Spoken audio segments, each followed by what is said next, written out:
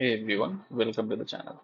Today I'm going to show you how you can record your Mac screen with OBS. So OBS is a open source platform.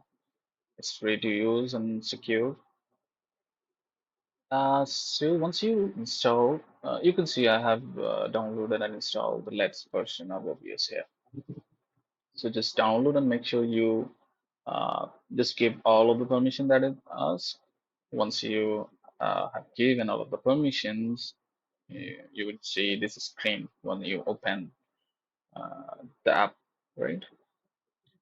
So to record the screen, what you need to do is create a source first. So click on this and go to macOS screen capture, name anything, just click on OK. Here you can see three methods. So display capture, it's the whole display that you want to capture. Window, again, you can select your window, right? So you can change to your windows. Okay, so I'm doing with display capture for now.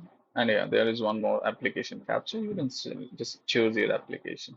Okay, so once you're ready, just hit on OK. Okay, so one more thing before you hit this start recording button, just come here, right click on your mouse and go to transform.